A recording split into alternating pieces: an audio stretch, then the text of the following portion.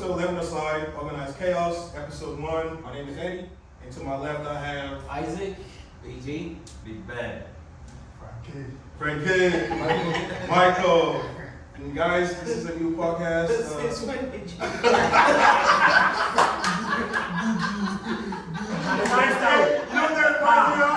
Okay.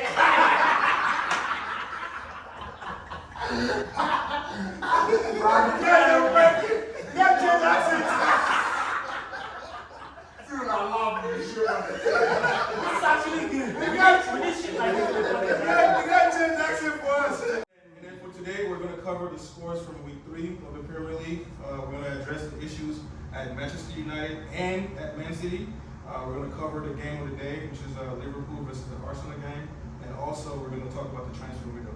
And to top it off, we're going to talk about banter time, which is our favorite time. That's when we get to laugh and talk about Premier League clubs and how bad they're doing and things of that nature.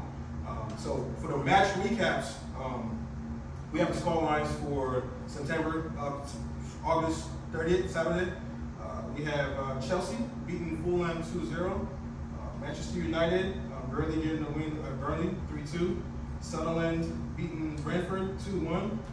Bournemouth beating Spurs 1-0. Everton over Wolves 3-2. Newcastle and Leeds 0-0. And then for Sunday, August 31st, we have Brighton over Man City 2-1. West Ham over Nottingham Forest 3-0. Liverpool barely getting the win over Arsenal 1-0. And then Crystal Palace 3-0 over Villa. So for those games for the weekend, did you guys see any upsets? Like, what do you think? What game really surprised you the most? Of course, it's the Man City game. That's the major upset of the week. I would have thought Man City would have sealed that game in the first half. But they seem to be having a difficult time right now. Not a good start to the season. I want to say they're going to pick it up along the line. They're very competitive, but that game is just one major shocker. And I expect them to do more. Guardiola is a very experienced coach. He's going to pick it up. Yeah. Who did Tottenham lose to? They lost to Bournemouth 1-0. Yeah, I think That was the upset of the week? Yeah. Why was that the upset of the week? Like, what game? Tottenham have been on form to beat Man City last week, and this week I expect them to continue that form. Continue that form, Yes. Yeah. They have a lot of hype with Xavi Simons. They expect them to win that kind of game, but it's surprising they didn't win. I mean, that's the Premier League. So Right, I was just about to say that. I think when it comes to the Premier League, there's no such thing as an upset. Right. Because even all the little teams now, everyone is making moves trying to get to that. They know probably they won't win the league or anything, but they're just trying to destroy, the settings. Because it's so set where it's always the top 5, top 6, whatever. But they like to get in and just shake things up a little bit. So every weekend they bring the pain. My upset of the week. Who went in for this? I definitely would say it's Liverpool, cause the Liverpool game, because Arsenal just think they're about to win the league because they signed on. But why is it upset? Because the way Arsenal talk like they about to beat everybody. It's not about talking. How did they play? How did they play? That's what makes it an upset, right? Am I right? Again, so when they played Man U, right, and we lost to them, even though Man U was the better team, the question that was asked was, what was the final score? Exactly, yeah. So Right. that being said, what was the final score this weekend? Right, It was 1-0. an L that they took, so that was an upset in my book. I don't know about your book, but that's my book. Okay, It's an upset. so what is the definition of an upset? I mean, for So you can't say a defending champ. That's not an upset, exactly. That's not an upset. He's just a bit of I agree with you. Yeah. I agree with you. Because when you talk about upset, you guys going with big hype. Yeah, you expect No, it to no, win. no. Nah, Who champions said Arsenal's gonna win the league? champions. No, I'm not saying that we're not gonna win the league. I'm saying that's not what the pundits are saying. The professionals are not saying they're picking Liverpool to win the league. Champions It's not Arsenal. So Arsenal is the second team, right? Champions or not, Liverpool defensively right now they're very suspect. Yes. So that's a game with all the offensive power that Arsenal had. That's a game that they should have won. But that wasn't the case, so it's still an upset. In my book, again, I don't care about anybody else's exactly, book. yes. In my book, it's an upset. Yeah, well, yeah, it's So your the opinion. expectation It's is your- that it's your you guys opinion. are It's your gonna win. opinion. But you can't say a defending champion. You know what I'm saying? You can't say that about a defending champion. No, They're but- the defending champions for a This reason. defending It's champion just- or not, it's not a guarantee. It's a brand new So season. you're telling us that you went into that game knowing you're going to lose? No, we did not. No. You Yeah, went to that they game. went- You went to the they game went expecting for a to draw. win. Everybody goes to the game It's expecting an to win. upset for some of us. Like, It's an upset. It can't be an upset. but for us it is. For us, it is. Okay, let's. So what's the definition of upset? Upset something that didn't satisfy you. Something that A team that is supposed to win a game No, and in did not win that football, game. in football, we know Right. it's when a lower team Yeah. beats. That's That's an upset. So that's Liverpool why- is decided is known as the number one team right now. That's why I That's led not with. enough for me. That's why I led with in the Premier League narrative. There's no such thing as an upset. Yeah. But we Because still every- know I that. think I'm going to be the devil's advocate. I'll just try to say that we can't really call it an upset because we know these are two Superpowers. superpowers, and when two superpowers collide, you would expect that the game will be so unbalanced on one side where the other team comes around and wins it at the dying minute or something happens crazy outrageously where you say, okay, we weren't expecting that. But against the balance of play, both teams came with the A game. They played a decent game, and in soccer there's always going to be a winner. Sometimes there will be a draw sometimes. But I don't think 1-0. I don't think Arsenal losing 1-0 to Liverpool is necessarily a welcome. From a free kick. Yeah. So I wouldn't necessarily call that. Stop a free kick. Nobody's stopping that free kick. I would call that an upset because I wasn't expecting Big Ben would have saved that free kick. Big Ben would have saved that. Big Ben would have saved Arsenal that. could have easily also won the game. The one in the game is like It was it's an a open smash game. and grab. That's why it's an upset. Yeah. No, I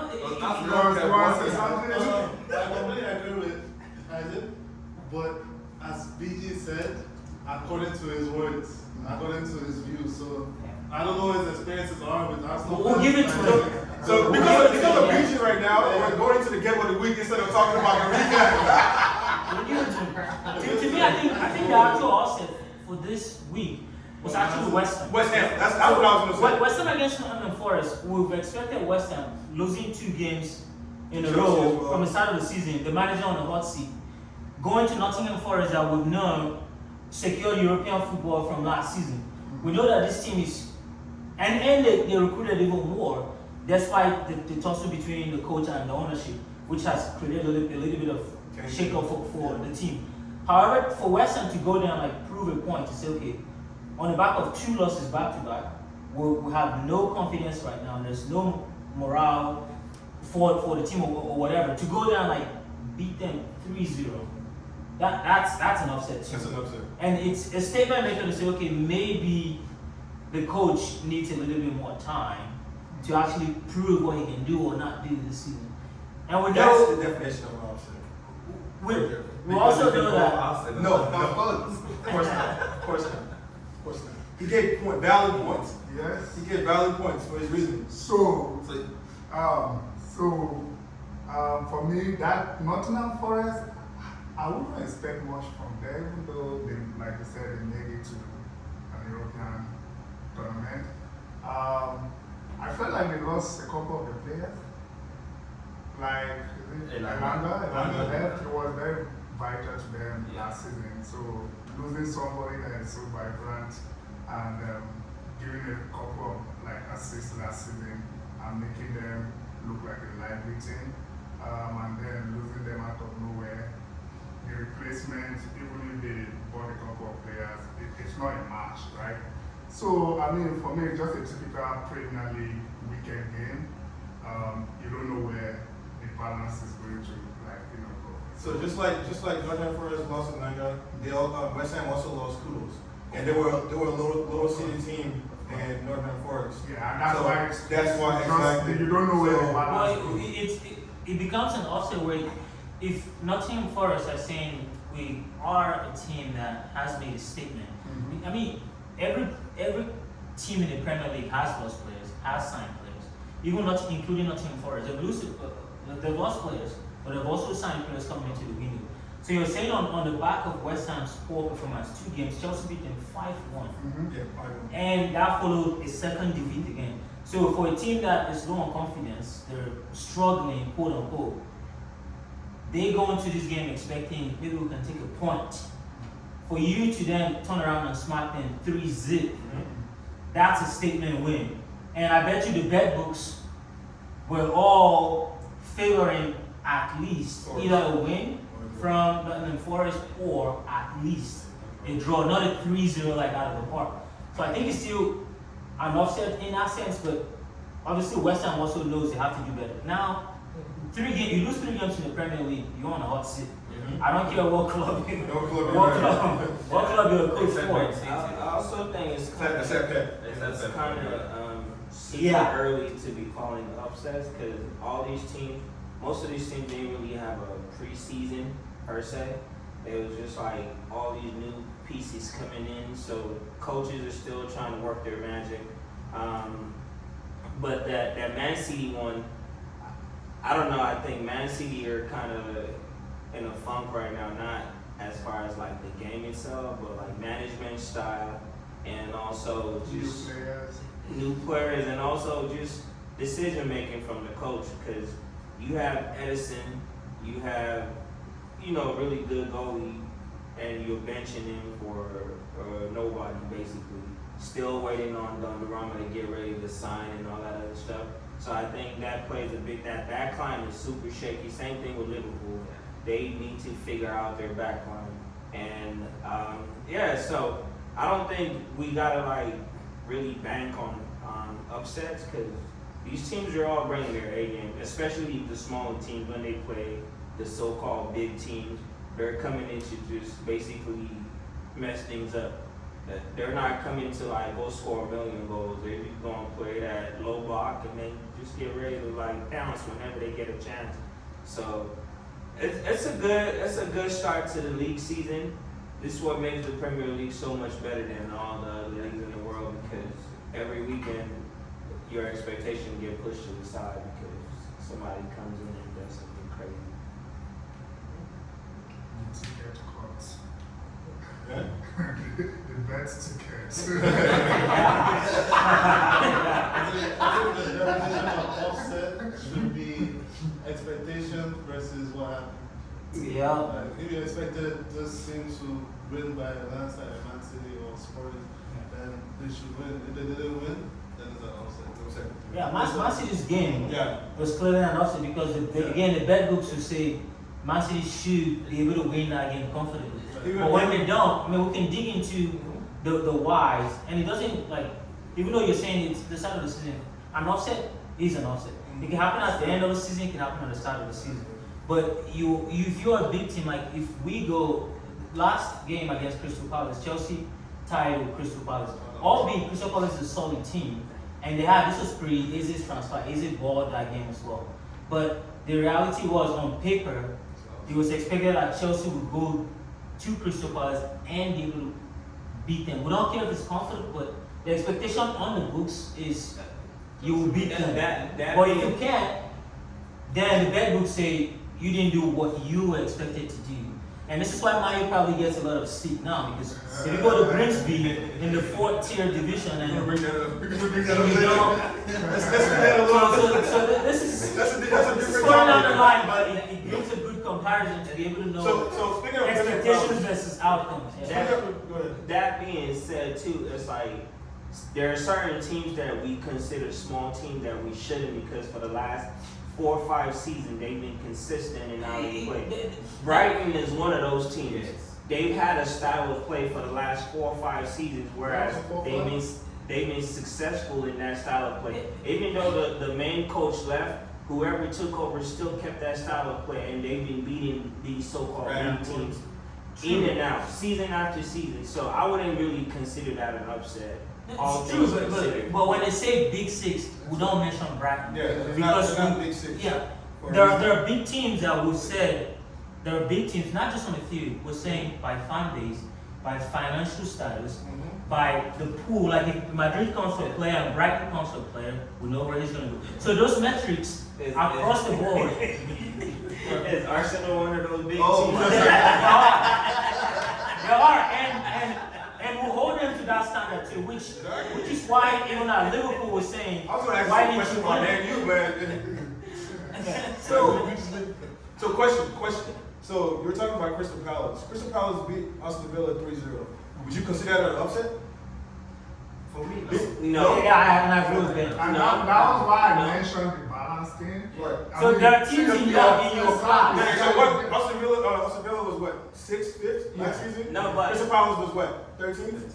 You gotta keep in mind that Aston Villa is going through a transitional phase too. They lost their best center back, the Mexican dude. Everything He's goes going through to that. Fenerbahce or Deal somewhere. with it. And so they We'll go lost through that. really key players. on Villa? their- Yeah, they lost a bunch of key players on their I squad. only know about the center back. That's it. They lost, but now they're about to get Sancho, which I think is a waste.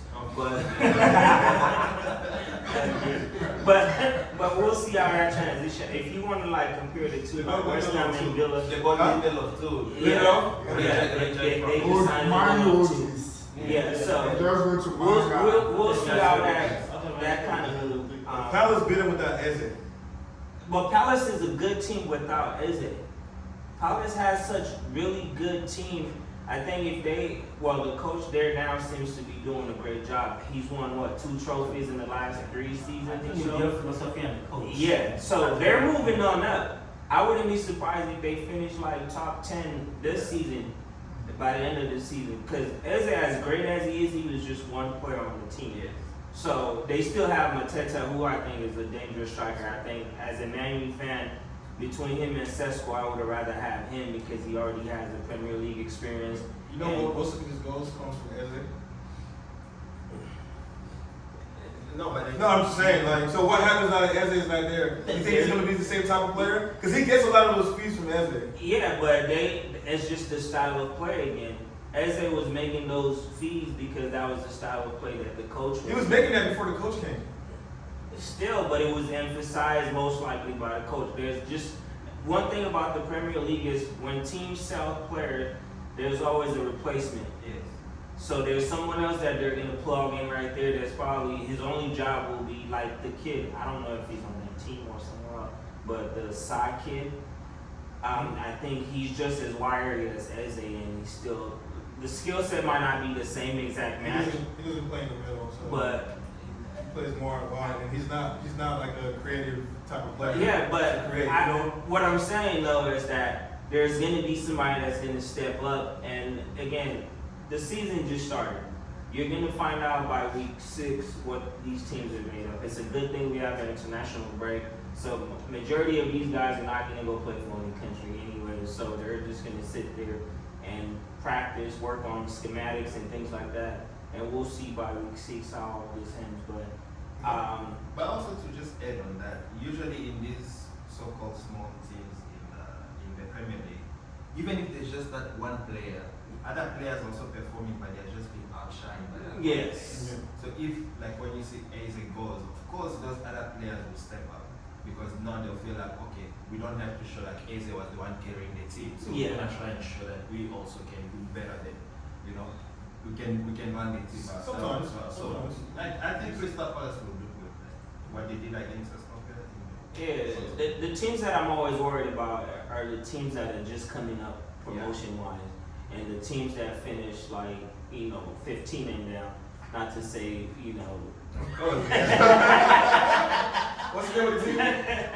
but What's the name of the team? Manchester what? when you finish in that bottom 5, it makes it a little more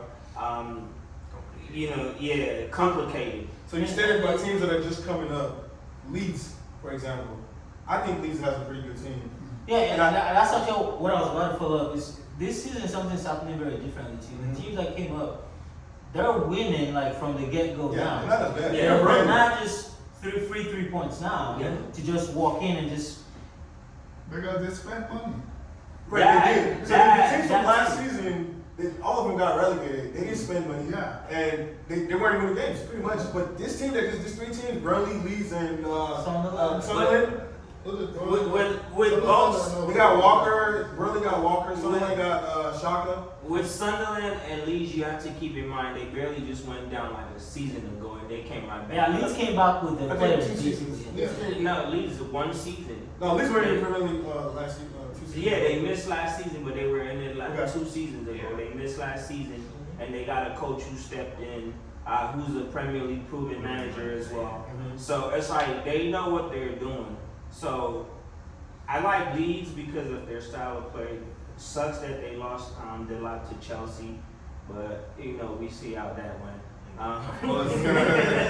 Man, you fans.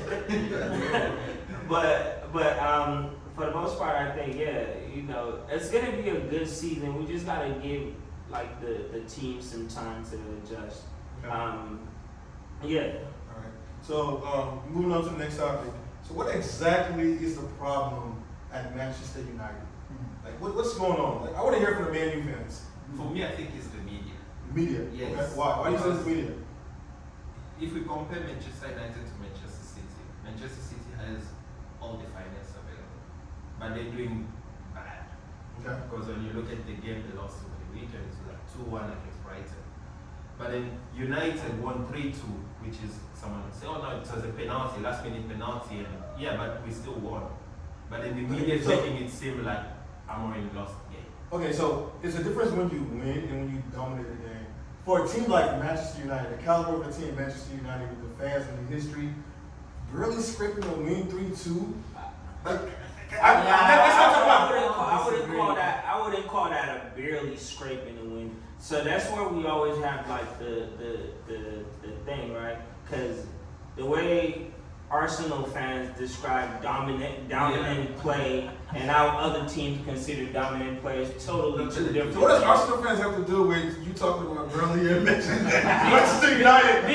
Because that's where all I'm saying is there's a bias. Yeah. Because Arsenal will play 2 million back passes and then have 1 shot on goal, and they'll be like, "Oh, we dominated play. We pass," but nothing came from it. Man U will play about a good 40% pass in the game and have 20 shots on goal, whether the goalie saved it or not. 20 shots from it's 20 yards out. It doesn't matter. It's the goalie's job. We scored. Let's take our game yesterday. We scored from outside the box. It was a goal.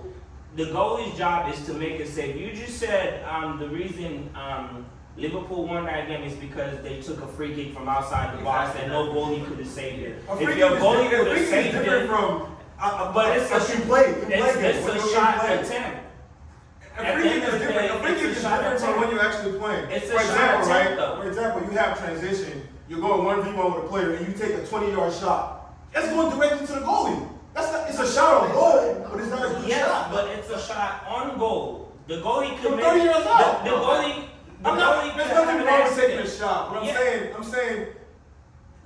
You was gonna say something? Yeah, I was gonna say the goalie can try to save it and miss it altogether. Then it becomes a goal. But if you would not get a goal if you're not shooting. Arsenal feel like we have to pass it all the way to the goal line and then somebody comes and head it inside, and that's the beautiful game. Arsenal's style of play is different from Man U's style of play. Arsenal likes to play possession and wear teams down, right? They usually get their goals in like the 78 minutes, somewhere around there. That's what I'm saying. That's their style of play. I think in response to Ben, I mean, saying the media is, and that was one of the problems you're going to, at least I'm on site. But even the media, I don't necessarily agree with it because the media considers again Big 5, Big 6 as the do not lose list. If you lose, you're gonna be on the next back pages from that whole weekend or whatever. But outside of that, you also have to look at the manner in which you either win a game or you lose a game. So if Bruno is celebrating that penalty goal at the end, it's literally the World Cup, it tells you how far Man U has also fallen. Because Man U again will hold them to a high standard because they are a big club. Did you watch Barcelona game? And I'm coming to that is acceptable, but that is also No, it's not acceptable. No, I'm speaking to my point. Okay. That we've agreed that they're falling a little bit far from the expectations that we've established for a big club that went in the transfer window and signed 3 amazing players, each costing an average of close to £70 million. So when you do that, and on the back heel of struggling again against a 4th-tier division team, where your coach is at the post-interview even alluding to the fact that the players don't even show no interest in fighting for the club in a 4th-tier division tie, then it becomes slightly concerning, because now you go into the Premier League against a team you're expected to beat, and you struggle and you're quote unquote bailed out in the last minute against a contentious penalty decision against a team that we know on a good day Man U should drag them out the door with a 4-0 win without anything. So the media is only looking at what's there and saying this is not the Man U that goes in the transfer window and spends over 250 million I pounds. think to Ben's point, when he says the media, I think Ben is just trying to allude to the fact that the media is biased in a sense. When it's Man U, it's like all over page 5, 6, 7, 8, 9, 10. Not just Man U. I just But when again, no top 6 teams. to your point, Arsenal gets the same. Arsenal gets the same. Chelsea gets the same. To your point, Man also, is bigger. Liverpool Is gets the that- same. How many let's just ask a question. How many touches did your striker get against Liverpool? Not that many. It was like 6. You won't even know. But if it was Man United, they will know how many runs he What do you mean you don't even know it? They will know how many touches he had. They will it- know it- how many. What do you mean you don't know? Against Man U, What's that?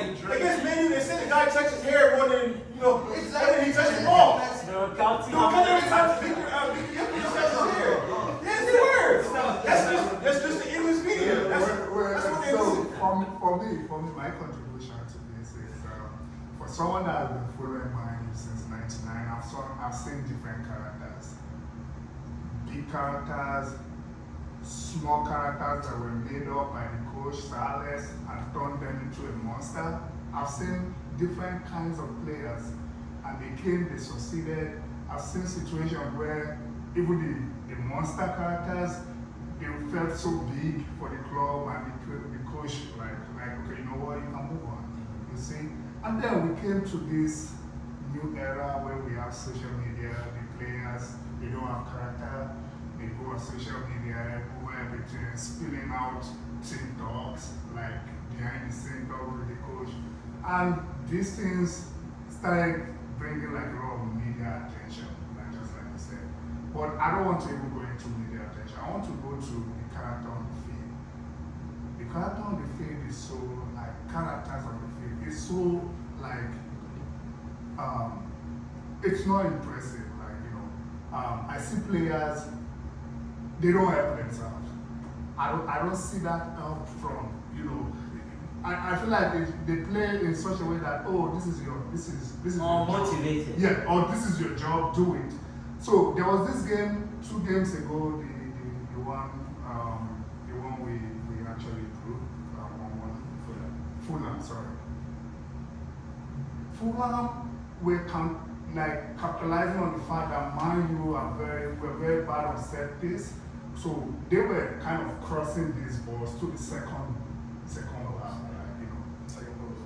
post. There was nobody picking up the last man. That thing happened like 5 times. So would you say that's the coach's error or That's that's what I'm just saying, the players' players. characters in the That's what I'm field? saying, the character on the field. Yeah. How do you say, You know- who is that player that will say, this thing has happened 5 times? Who organizes the Yeah. captain? Can you Bruno, take care of who that? organizes Yeah. set pieces I know and it players doesn't have to in the be field? Bruno, it can And be Roy Keane always mentions Yeah. this. He's like, in the 1999 Manchester United team, you as a player who just came in or who was considered a young, if a captain or a senior team member even looked at you, you already knew what he was telling you was about to happen.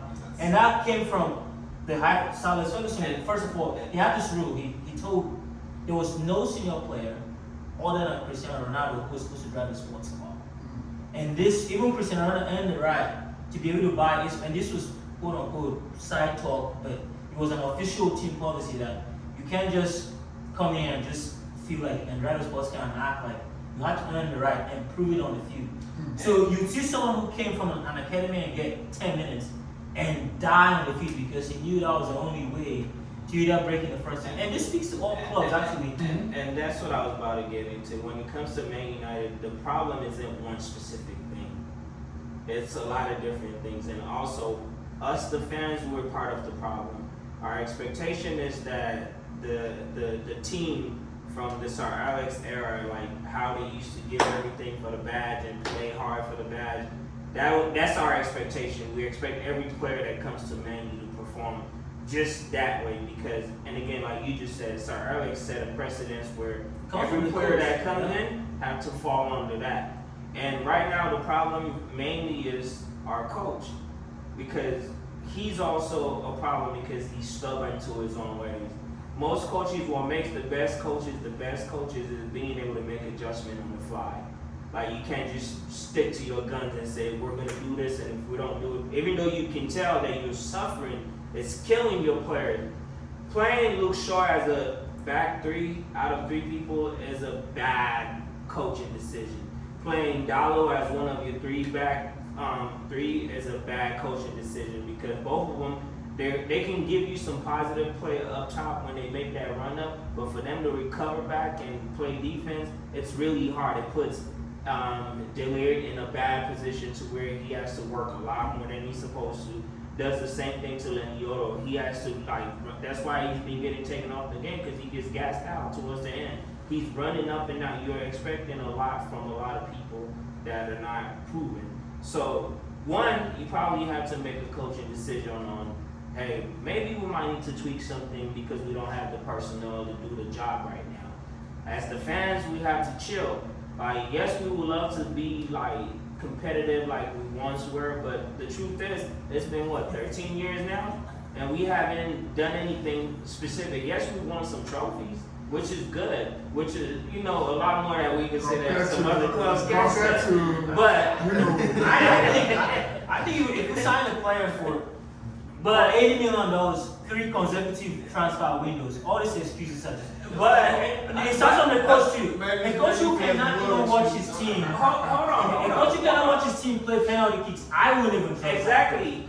That's another The thing. fact that he's hiding behind his technical crew. But Jurgen Klopp never used to watch penalties. Jurgen Klopp.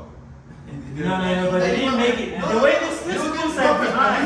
Now you're going to turn around. At least your control will be on the line and you turn around. Yeah. This one is on the bench. The bench is full up. Exactly. He's telling his assistant to start in front of him.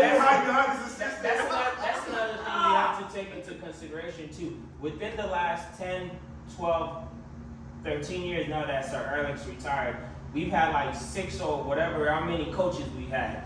Everyone that's come in and said, these are not my players, I want my own players. Then the next person comes in and said, these are not my guys, I want my own guys. Rashford So said the 5 philosophical players Yeah. from 5 different systems. Yeah, from 5 mix different them up coaches. So it's just been like it's like taking like whatever. It's just been a mess. So we have to have, and I think that's why the owners are trying to stick with Amorim because You don't know that? You don't know that? No, I think so because They wanted to stick with Ten Hag. What? no.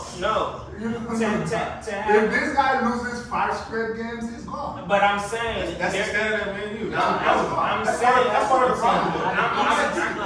I'm saying that's why they're trying to hang on to see what comes out. Because to me personally, this season, the first 3 games, besides that Grimsby game or whatever, the first 3 games, you've seen a pattern of play compared to like previous season. You've seen, like we've had chances, and I think that's another problem. Like the first 15, 20, 30 minutes, they count. They have all these chances. They're not putting them away. And whenever you're not putting teams away, there's that chance that they're gonna come back and bite you when you're not expecting. Kind of play, right? So do you really think, Man U fans, do you really think playing 3 in the back in EPL is a good idea for any coach? Before we get to that, I think I'll disagree a little bit with the league because when you talk about pattern of play, you have to analyze the game a little bit, how we set up. When attacking, it's more of like the lead and Europe who stays back and then the other ones kind of push up, and Luke Shaw sort of like converts a little bit. Yeah. When we're defending as a 4. It's not literally as a 3. Luke Shaw goes as a left back, and then if it's Dog who's playing ahead of him or Ahmed helps him as well. So you guys don't defend as 5? We defend as a 4 flat, and then of course the other one will kind of attack him to help, but it's more like an. And that's what I'm saying. The two people who are doing that, because like you just said, they invert and they step. Those two guys are not capable of coming back and playing defense. Dallo or Shaw. That's why every time you see when we play team, when they have those balls, they send it over because Shaw is always getting caught either trying to cheat, getting forward, or not making any move at all. So there's always somebody open right there, and then they go on that move. So we have to find better right back and a better left back. That's why he suggested. That's why he suggested that he wanted a holding midfielder, so that he does not need those players to tack in To and- act To invert. Because you have Yeah. like Casemiro doing it, but Casemiro does not have the pace again. Exactly. And then Bruno Fernandes has to now drop as a midfielder. That's not his Sort of- position And at that's all. not his Well, position. but you have to read it as a coach. That's the When you kind of look thing at I'm talking about. Ugarte, he bought Ugarte, there's Kobe Manu. Kobe Manu is a good player, but he does not have the pace to like cover the way Yes. Ruben wants the team to cover. Yes. And then you have Ugarte, who's not really like a defensive midfielder. He's a Casemiro type of player. Casemiro is a holding midfielder, but he does not have He doesn't have the pace. legs anymore. Exactly. So that leaves Euro and the Leeds exposed a little bit. And that's why I think it would be best to tweak the system a little bit because right now you don't have the personnel to play the style of play you want to play. Tweak it to what? Tweak it and play a 4 in the back. Play a 4-2-3-1. What formations got Ten Hag set? That was 10 high. That was 10 high. It's the same type of We're player. not fair to say that. That's not the same players anymore. You got That's what I said. Cuervo and Kudla. That's it. And I'll pull up. I'll pull up before you. And Sesko. I'll pull up after he says. Like, go ahead. Go ahead. Yeah. For me, Manchester United, you have to look at the main problem is we create a lot of chances, right? Yeah. The balls are not entering the net. Why isn't the ball entering the net? You have to put that question mark. We bought Mbeumo. Mbeumo was a certified goal scorer at Brentford. Why 20 didn't we plus put it in the goals net? a season. We bought Kona, certified goal scorer, is not putting the ball in the net.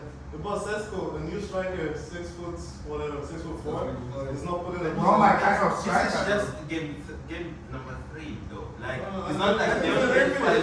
Let him cook. Let him cook. Let him cook. He Now we say, okay, they're not scoring goals. You're letting these other teams have belief that they can come back into the game. We scored 2 goals. They believe they can come back to the game because we miss an empty net. Yeah. Not miss an empty net. You ask questions like that. Why aren't they scoring? Okay, look at the midfield. The midfield has a hole. We have Bruno that likes to step forward. We have Casemiro that doesn't have the legs. They run against Fulham. They said their tactics was they run through our midfield like there's nobody there. You have the center backs panicking because it's how many players coming forward and they're those 3 standing still. They have to cover up for whoever is not in position or whatever. Okay, so you now have to think about when the Manchester United really scored goals. It was the Ole season transition. There were no fans in the stadium. Yep. It was empty stadium. So you have to think about the pressure from the fans. These players that were performing at other teams, why did they come to United and they forget how to shoot the ball and score? I think for most of the guys that just joined United, they joined because of the name. They'll probably tell you the project, but the playing for Manchester United carries a lot of weight. It's a World Cup year, and these guys are all trying to make their country's World Cup squad, right? That's just one thing. But another thing you said is like what the difference is.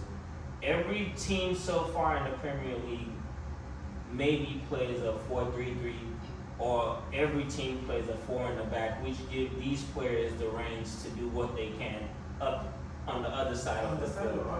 But Conte performed in Chelsea. That's He was only, straight at the back. and that's what's about to follow up.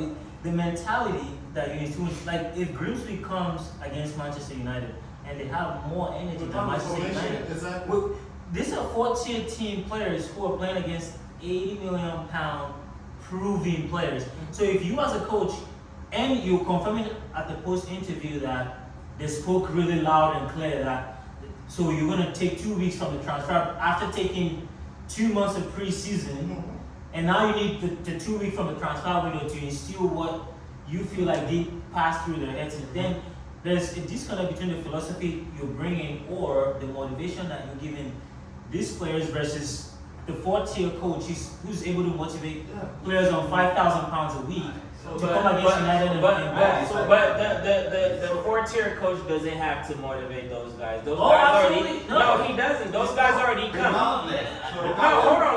Let me say this. Can't say that. Can't say that. Let me say this. Okay. The coach is gonna say what he needs to say, but as a player, you playing. It's like us right now, right? We're playing whatever Hector's league is called, right?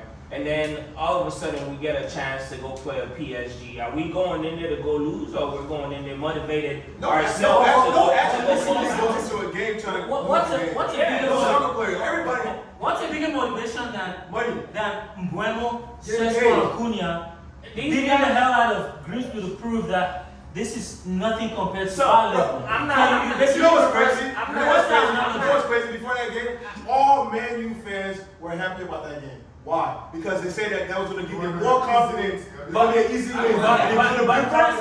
That being said, I'm right. that being said, You worry, but I'm right in general. I would excuse the Okay, Grimsby game. you can't use that as a that being said, my problem with that whole thing was the coach. It's your first season. You don't have a Champions League football to be playing. You don't have Europa League to be playing. You know your team is shaky as hell, and they're still not as cohesive as you would like for them to be. Why are you coming to play this game and you trying to play a bunch of 18-year-olds and put 1-2 senior players on there, and then when the shit goes south, now you want to bring everyone in? And so Because that's what you're it- supposed it- as a big club. That's most I understand what you're saying. That's how it's But supposed to be. as a big club, that's what's supposed to happen because the understanding is that even your under 18s are so good that a 4th-tier team they should be able to still hang because and that was the whole idea around. Yeah, but we don't. That's what he's saying. But we You guys played just started. You played that. Only a few of them, right? We don't have that luxury right So now. what is he saying on the 18th? But that speaks on No, the coach. what I'm saying is the starting 11 that game should have been your starting 11 the last 2 games because you want to keep building that. You gotta get fresh. You don't have to get fresh legs here. I understand what he's saying. I understand what you're He's saying, right. He's saying I have confidence that I don't even need to start my starting 11 against the Grimsby.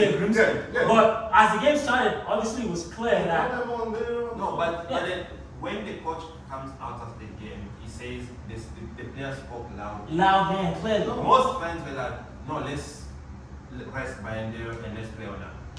Which is okay because last season he was the number one. He was number one of Manchester United, which is okay. But see the mistake he made. Beaten on the first post, and then the second goal was like just When I look at that lineup, one. I had no problems. I was like, this looks like a 4th-tier cup game lineup. I had no, but my concern was, if I have time, you as Manchester United, your coach is moving chessboards and doing all of this against a 4th-tier team. It means only the motivation of aside tactics, just the pure effort that you're playing for the badge. So maybe United. maybe he Yes. needs to be the one to go because these players that are there now, No. these are people that he brought in. Back to my perspective.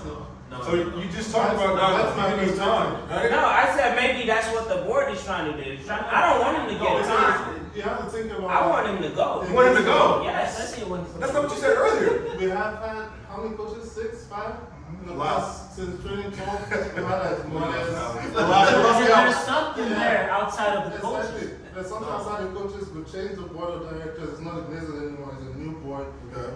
It's the new They're players. cheap. And They've saved costs. They've cut all the we cook have all the as frontline constant cooks. since is the fans or the media. Look at it. Every game that we are expected to win, we lose. Or we make it more difficult than it's meant to be. Against Burnley, we're meant to win. We started well, 2-0. We started 2-2. Manchester United has become a comeback club. That, oh, we're losing 1-0, that's a game we win 2-1. We're winning 2-0, that's a game we lose 3-2. So Manchester United has become a team that when they are expected to win, that's when the players come to the field. And I don't know if it's the pressure from the fans, they're expected to win. I don't know if you guys have played soccer and you're like, this guy's are easy. Like you're playing against kids, so you don't want to kick the ball too far. You don't play they're like they're Yeah, but kids. that's what we're coaching. Exactly. We went into a So game. We that's saw the one kids of moving the up. We're like, oh best yeah, we're gonna beat these because kids. you And the know, game so started. And almost these like kids you have not to be even a that robot, good, but they're like, whooping our butts. I always use Man City as a You good know. example. Man City's philosophy is So like, let me finish real quick. Yeah. Against a team like Liverpool or Arsenal, for example, the ball we play, everybody's like, oh, Manchester United will finish third place, second place, will maybe win the league. United fan. Amorim was happy Oh with yeah, that performance. everybody was Yeah. happy. They were like, oh, we're playing well. The next game, Fulham played us like we were number 15. Consistency. Exactly. So funny you said that. I'm sorry to cut you off. Go ahead. I'm sorry. Against Grimsby, Ahmad doesn't know how to pass the ball, Nana doesn't know how to hit the ball. You ask questions like that, like, what's wrong with the players? You can play so well against this team, You can't and play this next game, you play like you have never kicked the ball in your life, and this is the first time you're playing ball. So it's funny you said that because I was telling him, I was like, when Man U plays the top six teams, they're gonna ball out. Exactly. Why? Because those top six teams, they like to play possession, and Man U is a transition type of team, right? So now they go play against like Fulham and teams that don't care about having the ball. So Man U is trying to figure it out and trying to move pieces around, and as soon as Fulham gets the ball, boom, counter, go. Yeah. So they're gonna struggle against the smaller teams, but when it comes to the big six teams, they're gonna play. This And simple what wins you the league is a smaller team. You have to. Exactly. That's where the most points comes from. Yeah. A smaller team. So the motivation topic is like, why can't you make a 1 yard pass to the person right next to you? Why are you missing passes? Why are you missing saves? It's That has simple nothing to do with the coach. That's No, not it it. has nothing to do with the It's coach. not the coach's fault. That's why I can't say it's So- not the coach this time. What we're gonna It's get? not the coach, 'cause it- Ten Hag had the record that every team would dream of. I'm saying record that every team would dream of. What's happening when they come to United? Why can't they coach no more? No, but when you talk about that, Amorim sitting there with the board trying, he was doing it yesterday. Yeah. We were losing 1-0 and he went back on the board and was trying to figure it out. I don't think that's a big issue for a coach to do that. It's just bad. The second It's thing just is- bad. It's just bad. The It's second part thing of the I team there is think- for balance, you know. Exactly. No, But then the this- second thing I'll think of is more like, as a coach, when you walk into a team, I mean, if I walk into a team and I don't feel comfortable with my goalkeeper, I'll tell you like, hey, get this guy out of the club, sell it. But then nowadays players have power for some reason. You put like, if you see with Manchester City, Ederson got left on the bench for 2 games or 3 games, and he's like, you know what, I need to go, and he left. But then with Manchester United, it's not that. Onana got left on the bench for the three league games, and he's like, I'm not giving us the game. Because And of they the- can't get paid. No, Exactly. yeah, But then that's the thing. They can't say let's not pay him because Well, they can't. He's on the contract. Of course. Yeah. So he's like. I don't Edison's mind on the sitting contract too. I just think But see, it Edison's comes back to just- the coaching. The coaches. here. It's not the coach. You know what I'm saying? It comes back to the coaches because Pep is gonna say you're not playing. You're not gonna play. Right. Edison's case is totally. I don't think it's the same because in Edison's perspective, not only do we know Edison can walk into any Premier League team right now and still be a starting goalkeeper. So we know obviously Pep thinks in two seasons ahead. He knows that if I have to replace you, I'll start when the fans are like, what the hell is going on? Like, why are you leaving? Well, he's already thinking 2 seasons ahead. He's like, okay, like De Bruyne could have still played at City comfortably, but he said, I need to start to think about 2 seasons later. I don't want to be at the transfer window where I have to replace you in this window. He says, I'm going to make you uncomfortable. I'm going to make you unhappy now. When we can either do 2 things, we can have more value for you, selling Edison or De Bruyne when he sold them for the amount of money to be able to then get someone on the cheap to come in and be an understudy and then walk you out of it. However, if you look at the 2 when you guys bought Onana was the best goalie in the world. Remember that. One. No, he was the best Well, in that he's Champions a- he's a- League. He was the best. Well, in the Champions League, yeah. He was that Champions League final. He was exceptional. Right. So- Ryan doesn't want to hear that. All of a sudden, he comes to Man U.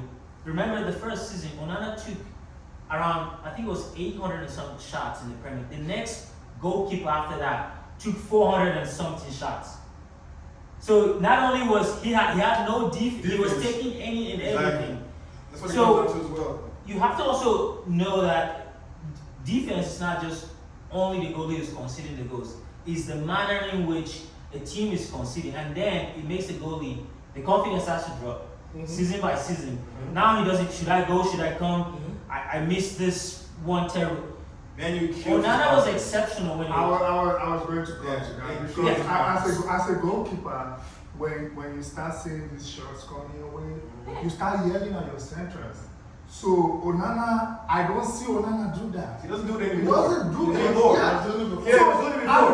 And that would make the media, the players, they always put the blame on him. Because the goal is the last result. Like yesterday, It's like he has accepted no one wants to his know what Yeah, happens he's before accepted He that doesn't ball. realize that he can push it. Whoever lost the ball before that and they got to throw it and you ended up, they don't want to hear that it's who was the last responsible guy for And the that's first the problem with soccer these days, Yeah. man. Like the problem starts with whoever loses the ball first. So, but now they're looking at the person that they scored the goal. But outside of that, You know what I'm better saying? teams are now able to bounce back. So- Where to go? To be fair, Onana got this on himself too.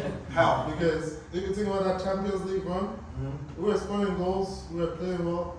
Who beat us in the last game? I think Galatasaray. Free kicks, That was whatever. Europa. Was it Europa? Europa, yeah. I thought we were Champions League. No, remember.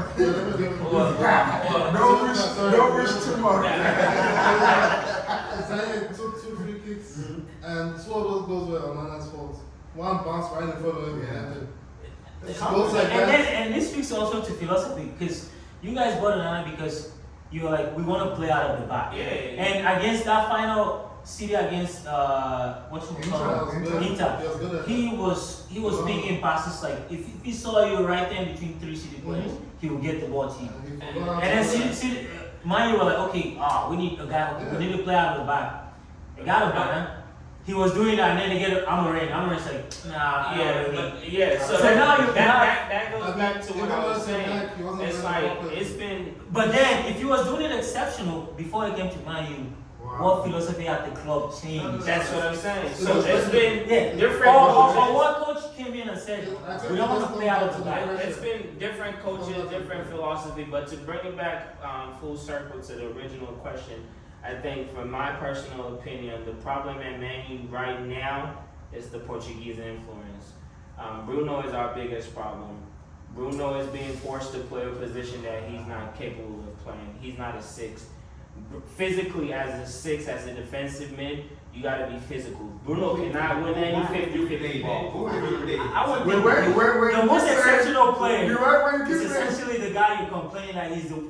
I He- think Bruno, he without needs to go Bruno, play a 10. arguably Maya would have been in the relegation battle without Last Bruno. year, for Last sure. year, I sure. last He year. saved you And guys that's so why I many don't want times. to agree to No, what you're no, saying. I won't necessarily agree with Because that. we all watch Barcelona at their peak.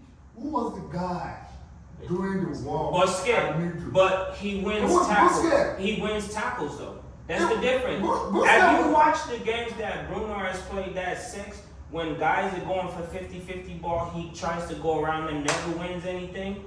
So I understand Bruno is not physical, but you have somebody that can do that job for him, which is Casemiro. Exactly. And we know Casemiro is not like Exactly. So it's like a Enough chain. about Man U. It's a chain reaction. Enough about Man U. Yeah. Let's jump into the issues at City real quick. Bruno, 5 minutes. Let's jump into the issues at City. What exactly is the problem at City right The now? coach. The coach, Pep. Pep runs out of ideas. Yeah, it's just like what happened After to that, Yeah. I also think he's getting rid of players that can actually fit that system he Yeah. talks about. Yeah. And he's bringing in players that, like, are just, I would Average be players. surprised if he Yeah. moves on soon because it happened to him at Barcelona, it happened to him I at was- Bayern, I and said then that that's earlier. what's going on with him at City. it's like the league figures him out. Yes. Yeah. One thing is, When coaches like that start to lose, they start trying to overthink it. Yeah, Start Exactly. to- That's what he does. He Yeah. overthinks it. Even like his tactics, you can just see like it's not the same. Yeah.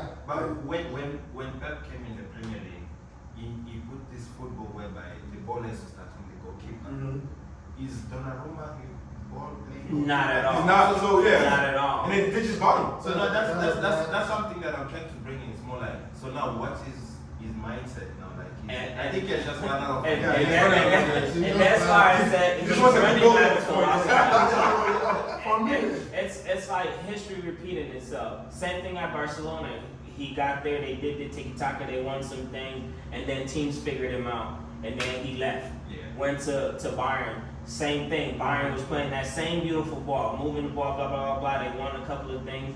Teams figure it out, especially Dortmund. They figured it out quick, and that's when he was like, "Oh, cool, let me go to City now." They came to City. The Premier League was basically doing that Mexican ball. We run up and down 24/7.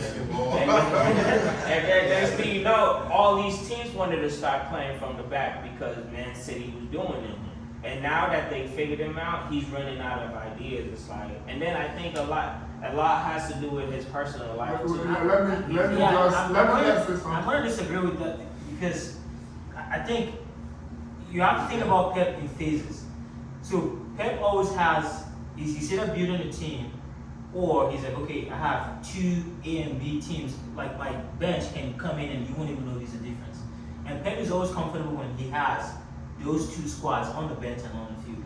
And it's been a massive overhaul City this transfer window. They've lost players that were institutional to Manchester's like 5-year run. De Bruyne, Kyle Walker, Gundogan, Gundogan's heading to Turkey now.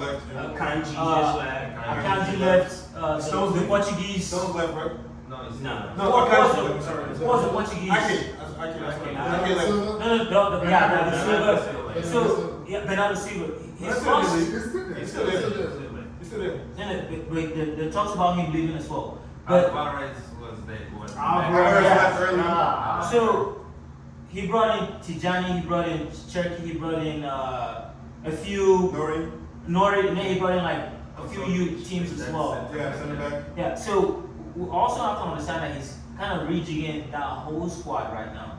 So are we gonna hold? We've always held City to a very high standard. City has to win every single game. So Man City, remember last season, they started the same way. They started very poor, and then all of a sudden, everyone was losing, and they just kept winning. They couldn't lose. It goes 10 straight. Man City is a team that right at that before Christmas, they just pick up, and everyone would lose a game here and there, and City would just keep winning. So you think they still have that in them with this squad that they have? I don't think so. I don't think so. I think so. I think so because he hasn't proven me wrong. Like Right, the right. first 5 seasons. I don't think they would do that. So the reason why I said that is because of the way they're playing. Yeah, and These are new players. Remember the that. majority of these new players come from the Farmers League, where it's Nah. not I think they're recruiting. For me, Most of the players that signed came from the Farmers League. It's the same way. Yeah, I don't believe They signed Alvaro from nowhere. He became a fucking world-class Yeah, baller. So you have to think about the philosophy of how certain teams sign players. City has always been a team that goes and finds the Turkey out of nowhere. All of a sudden, he's like the Mahrez of like whatever. He go and sign like a Doku, yeah, from anywhere. All of a sudden, he becomes like that's where I was the going guy. to. And then there are teams that just go shopping. Like Chelsea just goes by. For the last five seasons, we're a finished product team. We're like, okay, who's the guy? We'll go sign. And then we change down to, even though he's expensive, we'll go get the young talent. We'll go to Brazil. Yeah, we'll go to Brazil. We'll buy all these players for £2 million. They'll play for Chelsea for a year. We'll turn around and sell them for 25. So now that business model changes. They sign him for $2 million over 7 years. Yeah, exactly. I mean, these rules are available to all clubs. People forget this. Let me These say, rules are available to all clubs. for me, Pep, I see Pep. So what's the? I say his problem is part of his problem is arrogance. Like, you can have a coach that is arrogant. You can have players that are arrogant. Pep is arrogant as a coach. So you don't tell me you come off a treble winning season. You have a Grealish that did so well that season. So the problem started after the Champions League. He went and the Bulls, and you were like, you're not cool with that. And then you were like, oh, I need to replace this guy. You went in and brought in a Dogu. Yeah, but the Grealish was the main guy. But Grealish was the main guy. That's it. And so yeah, so it went so well for them. And then it was like all bent on, oh, Dogu has to play that. Grealish has to be on the bench. And the arrogance comes in over time, where he goes in, he tells his player, oh, Messi or nobody. Like Messi is the everything in football. You can have players that are fans, they are loyal to Messi, they are like, the Messi Ronaldo, they're on the Messi side. But then you don't throw those things at them. He kept on saying those things, like, in the bench, dressing room, even in the media.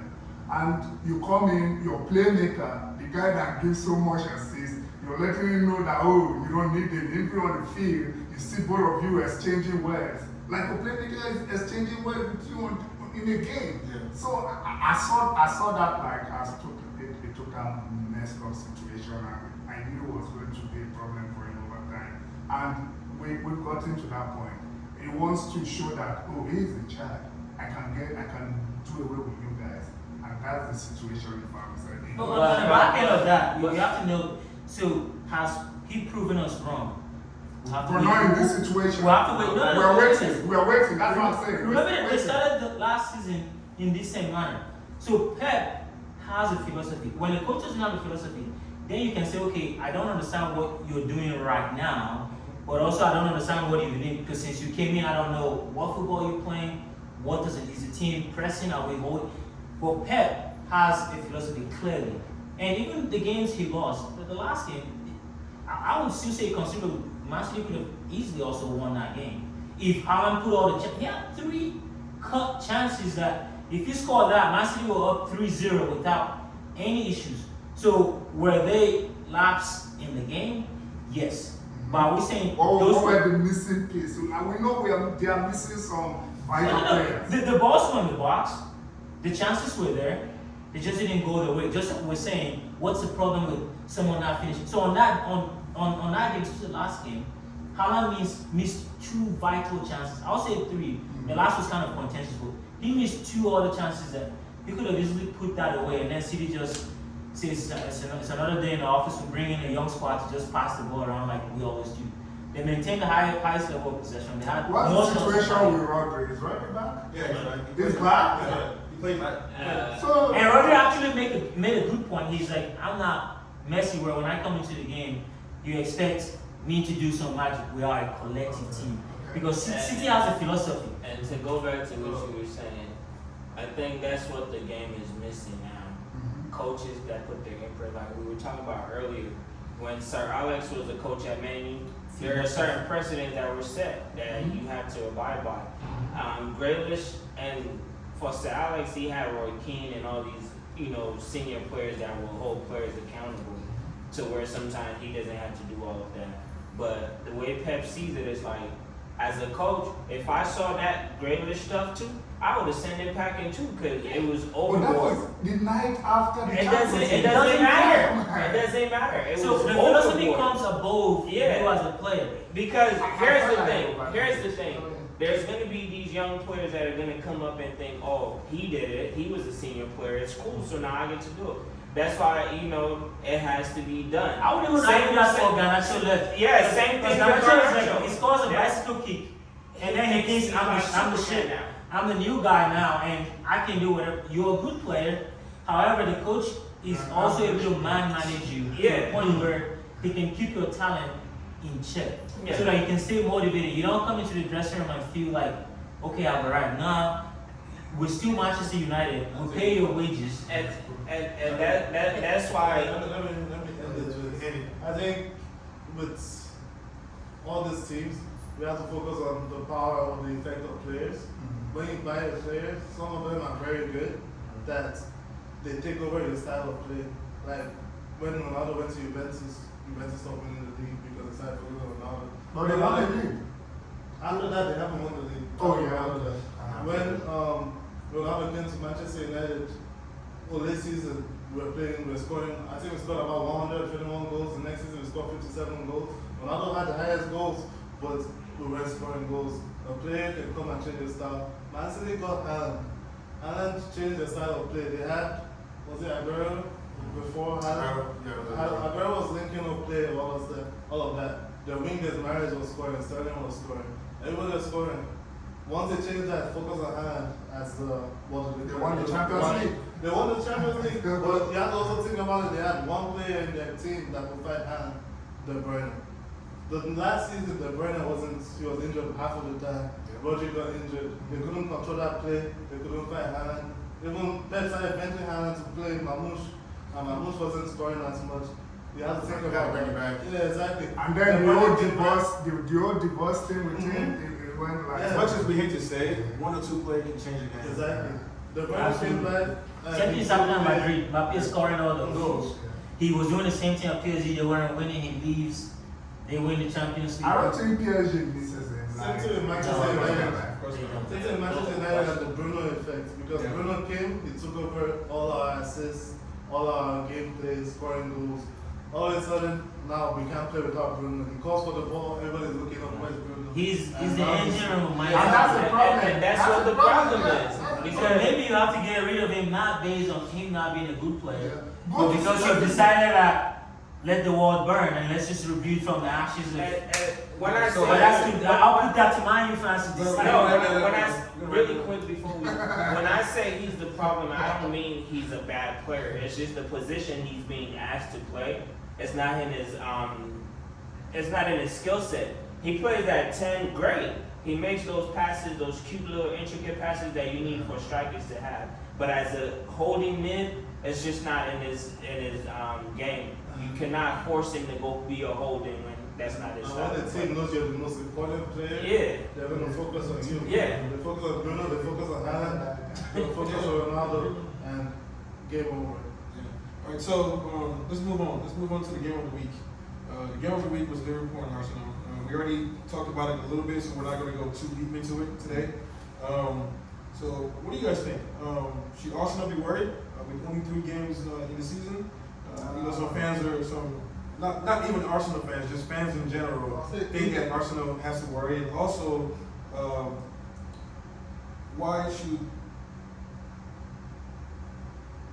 what do you think about the managing decisions, like in terms of like players and tactics?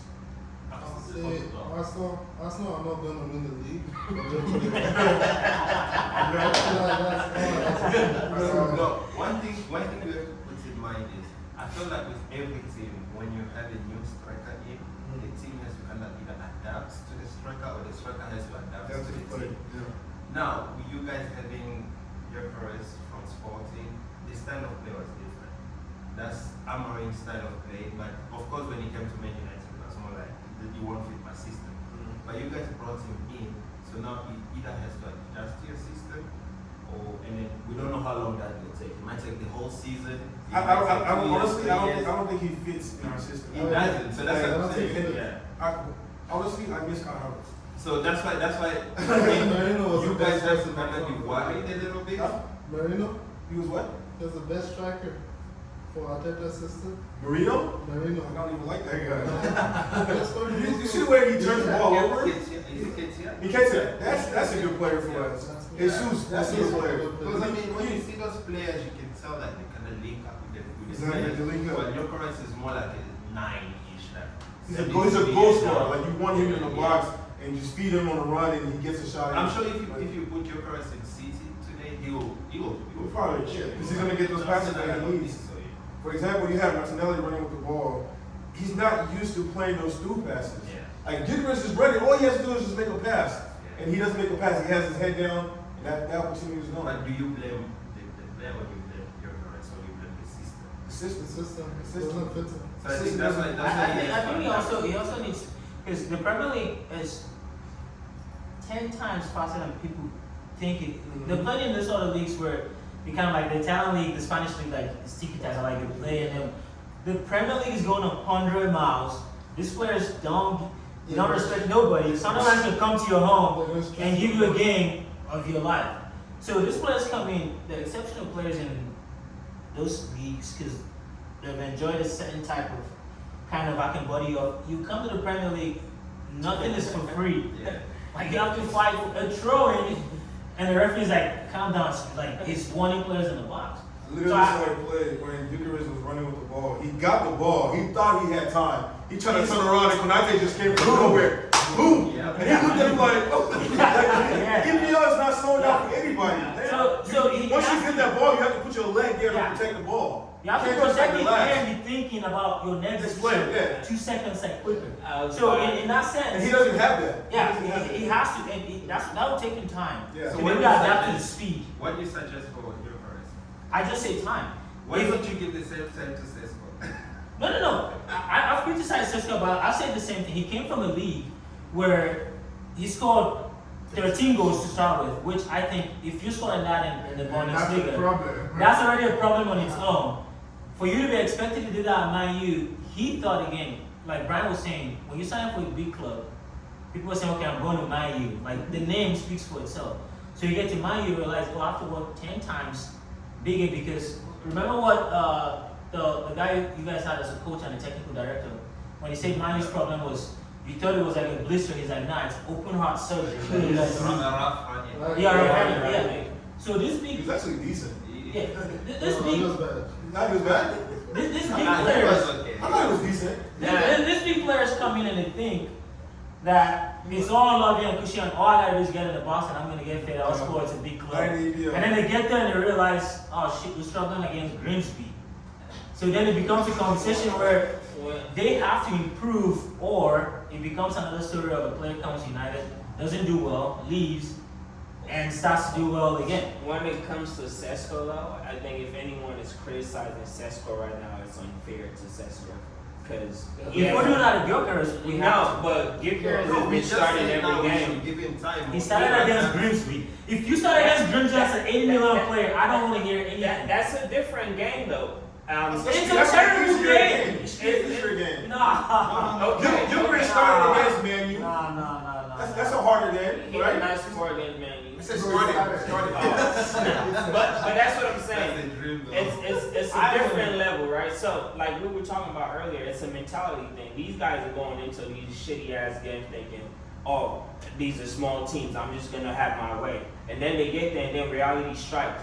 And then there's like that, you can't adjust. One, the weather that day was terrible. And I'm not making it. I don't want Right. to that. I'm talking about it's an EPL player. This is Wait, I'm not making And really, You're talking about the weather right there. Come on. I'm not making excuses. That sounds like an Weather?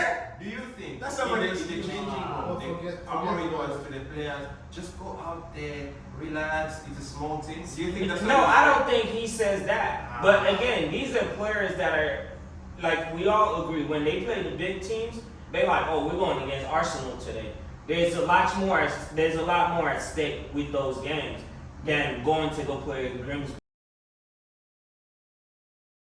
You think your reputation is not on the line to lose against 4-tier Grimsby than to play a Tottenham in the Premier League? No. At the end, these guys know that there's only one thing that's gonna happen. The coach is gonna I be think- I just think the attitude- taken out the equation. Yeah. Exactly. The attitude of an 80 million pound player. Even though my team is losing, collectively, we have to say maybe the last 15 minutes of the game, we have to say, oh no, shit, this is not gonna happen. Like this is Manchester United. But again, even if it's but very again, win, but again, they did exactly that. They played their Nah, asses the off the result- last the 20 result minutes. did not The show that. result didn't show that because it's a So, it's we're a talking Liverpool, Arsenal. Yeah, I wanna Let's go back to Liverpool, That's Arsenal. that's That's the game of the week. Okay? No, So but- with Liverpool, Arsenal, I personally believe that when it and comes you to back to his point, he was talking about Gyökeres. I said he needs time. And why I say that is because if we're saying he started the Premier League, he drew his first game, won his second. You can say whatever, but collectively you can attribute Who, to Gyökeres. Gyökeres? Yeah, No, he because won his first. no, you guys tied. No, they We won. beat one. Man U. Oh wait, so he keep winning his. Yeah, he won his, Yeah. he won the first two.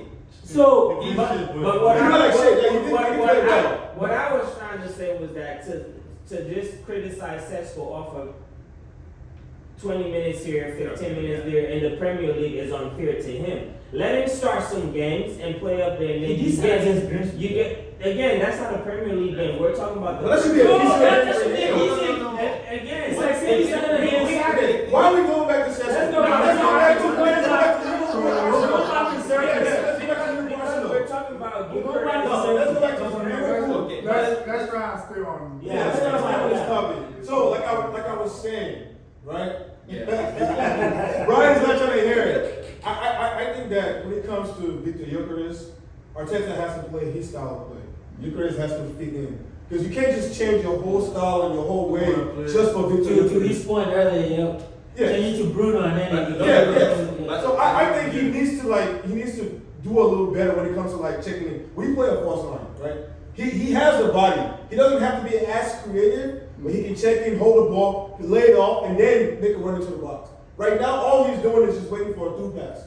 And that's not going to come. That's our players don't do that, except the likes of And once the defenders read you, they know it that's becomes what too you do. easy. The Premier League, they need 2 games. Once they have your videos, they circle you on that one and say this is That's what all he did. does. Boom. Well, Boom. that's And you watch the game, that's all he's doing. That brings me back to the point where I said Arsenal is not going to win the league Okay. because you guys are going to start Gyökeres all through the season, and Gyökeres doesn't have that ability. You have Saka, and I don't know who's going to play the left side. Martinelli. So that's Saka. I think Eze's probably going to play more. Okay, hopefully Eze. Because he was bright when he came on. Did they put him on the side or he was? He was on the side. He was on the side when he came on. Martinelli is Arteta's son. So Nah, I feel like he's going to I start think half of the game. he's not going to have a choice. He's probably going to bench him. I hope No, so. but just to talk a little bit about that. Pep Guardiola's system initially, before Alan came, was more like a false nine. Sort of like what Arsenal is trying to Same copy shit. right now. There was both If not coaches on the copying same it. team. And then when they got Alan, they made him as a focal point, so all the ball were going to him. Pep changed his style of play to fit Haaland in. I think that's a similar thing Arteta should do. It's more of like change his style I don't of think he play. should do that. I don't think he have should do your, but then you spend so much money on him, so Right. you have to find a way to fit him in. And that's just getting you an option. And those conversations Yes, need to happen before you even buy the play. Play, yeah. You And say- that's why he wanted Šeško. And I thought Ekitike was probably a better option for Arsenal. 'Cause that guy is creative as hell. He can hold the ball. He makes runs. I don't, for the life of me, I don't know how Osimhen was ignored in all of this to consider Šeško and Gyökeres ahead of him. The reason is, I couldn't for the life of me. Alyssa, Sunday Alyssa break that down why it was too much for any Premier League team to take on Osimhen. It was the money. It was the money thing because they were saying like 70 mil or whatever, but he was And saying also his wage. Yeah, when you break it down, it's a whole lot more than just that. That's why the teams didn't want to like risk that and go spend that kind of money. So you risk that for Šeško? Yeah, they don't think about it when it's just. I don't buy that. Actually, for me, that game. If you want a player who has proven himself, But there's in also the Italy, age. Osimhen's young. Osimhen's young. Not as young as Gyökeres or. He's younger than Gyökeres. He's younger than both of them. Gyökeres like 27, no? No. No, he's not. Šeško is like 20. He's older than Šeško, but he's younger than Gyökeres. Yeah, you're Gyökeres like like 27, no? Yeah. No, about for the real. same age. About the same age. No, but also, to be honest, I don't think Osimhen will fit Arsenal. I don't think he would either. As much as I like him, Osimhen will not fit Arsenal. You guys like, okay, it's as much as I like him, he wouldn't. You need a Chelsea player with a guy. you need a player who closes down. Yeah. That's all Osimhen chases everything How, down. how come But Chelsea but didn't you get gotta him? understand that. You He's guys the are way- playing put it- every put it player. in because he Arsenal was is so so solid good. defensively. Arsenal is so solid defensively. We don't need Osimhen for that. Exactly. Like we're solid. That's why I actually think we have a chance to win the Premier League. Because we're leading players, teams scoring Yeah, we one like one it. goal. You've been saying this for the past 5 No, I'm just saying. Like, I'm being honest. The way we're playing right now, of course you guys are agreeing. The way we're playing, offensively, yes, I agree. We still have some things to do You had us offensively. until But you said defensively, defensively, Arsenal is solid. Yeah, We're leading teams to one goal a game. We know that. Arsenal is solid. Okay, so once it starts to click, go ahead. Arsenal is solid defensively, but I want to bring us back to that game. Yeah, I watched like the game for I think the first half. It was just a typical game of first and second last season respecting themselves. Oh, I don't want to make a mistake. I don't want to make a mistake. So it was totally for me a boring game. It was very boring. Very boring. Like there were no quote unquote highlights.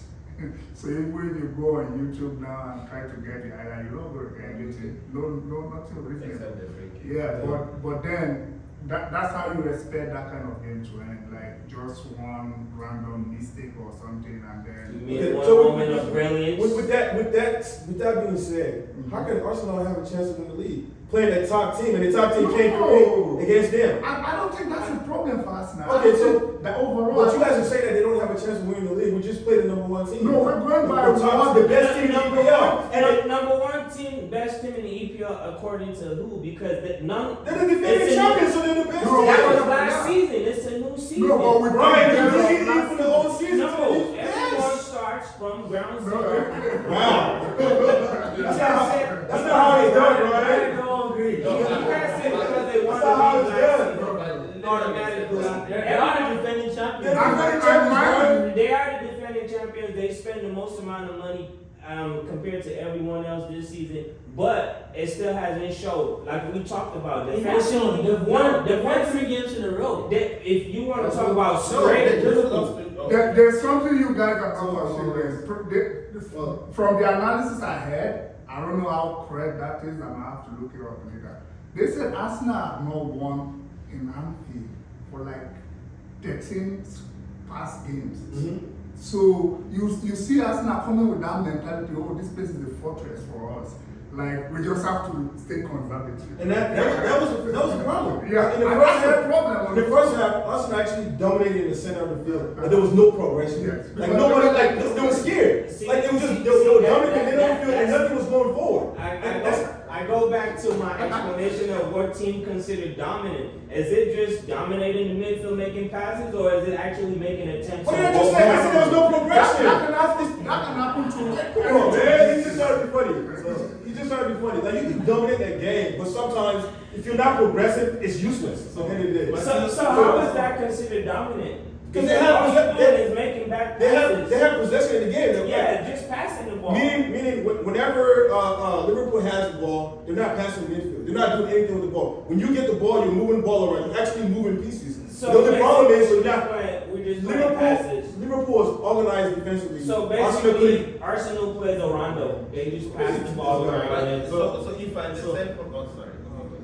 So my thing with Arsenal is they are a team that can't pass the ball into the final third. In the final third, they're incomplete. It's like they're missing something. They're missing the creativity. Creativity. Yeah. They have other guard to pass to. He probably passes to the wing, but sometimes they miss their passes. In that final third, they're missing something. That's the problem. And you have Gyökeres, who's not going to get service. We said Martinelli didn't pass to Gyökeres the other day. It's going to happen over and over again. But it's going to happen with just certain teams. It's not going to happen with all teams. Like, there are teams that I are think going to he dominate. Odegaard's injury You is guys- also key to his success as well. You guys are If struggling. Odegaard is on the field, I think he has almost like that Kevin De Bruyne to Haaland effect where Odegaard is very creative and he would at least get him something. But when Odegaard came in with Eze in the 70th minute, the game changed. We were attacking more. We're penetrating more. Did you watch the game? You guys struggle with open play in general from the past 2 seasons. Transition, yeah. Yeah, in transition, you guys struggle against PSG. You guys were meant to win that game because you had a lot of chances. Easy, a lot of chances, yeah. But you guys, for some strange reason, bad decision. But to the keeper's credit, yeah. Keeper saved it. Yeah. But still, if you have a good striker against a keeper, the striker half the time is going to put that ball in the net. So you guys have an issue with that creating and scoring from open goal. So what was the question again? What's Arsenal's issue this season and waiting? Yeah, we just talking about the game. Yeah. We just diving into the I feel game. like you guys need to find a way to remove set pieces from the way of how you guys are going to score. Just on And actually focus Crowding the around keeper. It's funny that they talk about Arsenal just like for a team that came in second and a team that came in 15. I don't see the comparison, but it's okay. It's okay. We take it. I'm not saying it's It's okay. okay. We take it. They need to focus on scoring in open play. I'm not saying it's bad. We take it. Like, You guys need to learn how not to be 15. You and Crystal Palace had a better record than I'm y'all. not hating on Arsenal scoring from open play. I like it. Like, score any goals you can score. But you guys need to score other goals apart from that kind of goal. But we do. Hardly. We do. You guys are 1-0. You can't be second place if you're not scoring goals, bro. That's season. Okay, this season we played 3 teams, right? Yeah. First game we won 1-0. From a corner. Okay, second game we won 5-0. 5-0. It started out with a corner. Okay. A corner and we scored 2 open play goals.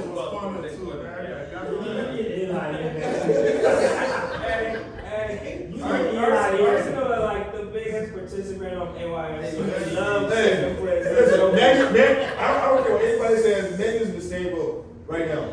13 years, Man U hasn't won a trophy. Since Ferguson left, they're paying for their father's Say sins. Premier League. Don't The say season Premier that- League. the season Say Premier League. Your legend, Yeah. Thierry Henry.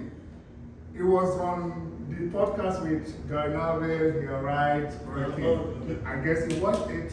And he said, they threw a question at him and they were like, what's going on with you? They're still trying to like build or something like that. And they're still trying to build. Thierry was like, oh, that must be a very tough building. Wait. It's funny, but Liverpool went through the same thing. How many years did Liverpool before they won the? But they were winning stuff like in Europe, like Champions Yeah, League. they were- That was earlier. That was Nah, earlier. they were still winning. That was It took earlier. them 20 years to win the Premier League. It was more than 20 years. It was 20. It was more than 20. But they were still winning. They won like back-to-back Champions League. Bro, they won Champions Well, League they won- way back. They won They was Europa. like back because Gerrard was still there. When did Gerrard leave? Like maybe like 7, 8 seasons ago. So from there to there, how long was that before They won? were. That was more than 10 years before they won the Premier League. So But the thing is, it's part of sports. It's part of sports. You go through a drought. Man U's going through a drought right now. That drought is gonna last for another 20 years, bro. It's gonna last for another 20 years. Anyway, let's move on. All right. So pretty much, who had the best transfer window? Liverpool. Liverpool. Why? Because they. I wouldn't think they had. They both- I think Tottenham. had Yeah, the best I was about that transfer really window. too, yeah. Because Not just from the player, I don't see Tottenham. Not just from That's not player, bad. but not just from Perspective. like personnel, like coaching. They brought in a good coach, a really good coach, who also has a style of play. It's not just Everybody has a style. Nah, but Thomas Frank was Thomas Frank. he was a golden Yeah. acquisition for them, and you can see from the get go that as soon as he came in, the philosophy changed. The way they played PSG, I thought they were better in that game than PSG was. definitely. Outside of that, and actually looking at that game, if you compare what they were doing under Angie in the game that they won against United, surprisingly again. But if you compare that game to the performance against PSG, it was a mile of difference. But then they come into the Premier League. I think PSG struggles with English teams. Even Arsenal, the game with Arsenal, it was just yeah, I'm telling you. So all the English teams they play, they literally struggle. But again, They as struggle far also. as like the transfer window, they brought in some Yeah. really solid players that can It's play in just the got coaches' Gianni system. Simon, they had Korea. Korea. Yeah, now they got Mwani, who's a proven goal scorer, and he can actually check in and play with the midfield and make those runs that we were just talking And about. he's utilizing Richarlison, who was on the fringes. Yeah. He's a key player now. He's banging goals every single game while providing assists. Two games. Regardless, he played exceptional games against PSG. 2 games in the season, he has a goal and an assist. So when you look at that change from him being on the fringes and not being able to be on the field too, it takes just a coach to change the mentality. And they're looking so far against 2 games, but arguably I would say if you're comparing money spent to what you acquired to the overall results right now, I would say Tottenham. I would ahead of even Chelsea. He came in out winning some, right? I don't Yeah. understand. Yeah, and he lost. Yeah, they lost some. So you can tell he changed the whole philosophy of the club. And I think that they're going to be the biggest threat to the Arsenals, the Liverpools right now, the Chelsea, because they have guys that actually are not just. They're still calling Arsenal as a top team. You see yourself. You didn't even call Man U. I should be embarrassed. Relax. I'm trying to make a point. No. The thing I'm trying to say is that they have guys that are technical. Like all the players that he's bringing in, these are guys that That are acquired technical. kudos. Yeah, that can play They're with the looking ball. decent right It's now. not easy to get the ball from them, and when you They're play young like too. that, and you have a system, a style of play that you have to play with, and they have a really solid goalie. Their goalie is one of the best goalies right now. Yeah, no one is talking about him, but that dude is solid. The saves that this guy be making is like crazy. So it's like I really like Tottenham. I feel like they're probably gonna come out as a surprise to win the Prem this season. Okay, we'll see. Anyone else have a different opinion about I Spurs? think Liverpool is the team with the best transfer because you have to look at it as, okay, what is a transfer window for to fix the positions that are bad? Liverpool fixed all their problem positions. Did they really? Nah, they didn't. Yeah, no, so Nah, they yeah. didn't. The center back. They just fixed the middle and up. And they have Konate. Konate just got injured. Huh? Did they get injured? Yeah, he got injured. They just fixed the So middle. Gomez came in Moving for on. him, and then is Gomez really an improvement for Konate? Not at all. Not at all. And then And the deal Konate with Tate was already didn't go looking through. shaky Crystal too, Palace. like the first two games. Yeah. And they lost the dude who went to Madrid. Yeah. Robertson is Yeah. kind of getting up That was there in his age. So they're They looking. play and- Soboslai as a right back. And Van Dijk was, as we mentioned, And he played well. I'm not saying they he need played to well. actually sign decent players, not just up front, but also to bolster like that. Like they're a boss. Konate is like even now. Inside, Gakpo, Ekitike, Salah, they're good up top. Yeah. But in the back, In the back, they didn't. even the guy that from Burma, he was shaky. Michael can't give me some problems. I was That's what I shocked. mean. He needs Is it to. I feel like he needs to get stronger. And he was a little shaky to Frimpong me. needs to get stronger. Frimpong didn't even play. But Liverpool has been injured since Yeah. the Last second game. game. Yeah.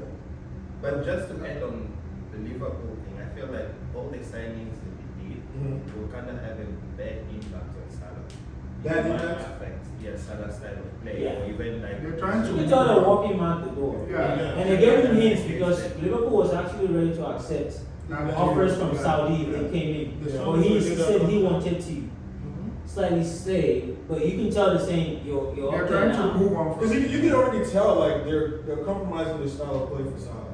Yeah. Like I don't know what team was it. Who did they play? I think it was a Champions League game. And you can just clearly see that side where Salah was just PSG. Yeah. It was so open Yeah. because my guy was not tracking back. Yeah. Like he was just chilling. And if PSG would have played the ball to that side all game, it was constant attack and attack. But PSG didn't recognize on the time. So I feel like they're trying to move away from him anyway. So that's why they probably bring this attacking players in. But who knows? Somebody right. Unpopular opinion, but Chelsea also, I think they had a decent transfer window because of all their outs. They always have. They always have. Chelsea always has a great transfer I mean, window. no one- Problem is finding the cohesion. It's like they're all well. They bring 30 in and send out 40. They bring 50 in.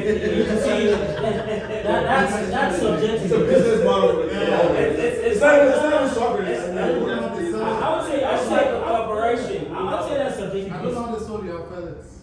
Yeah, I don't know how you so you have to think about in this age, football is not just only on the field. It's a financial game now with fair play. So we started in so many podcasts have spoken about this at length. They speak about balancing the books and how it's now key to free space not only for wages, but to also make sure contracts are either extendable so you can incur and claim losses over the course of it. So we had New American owners obviously.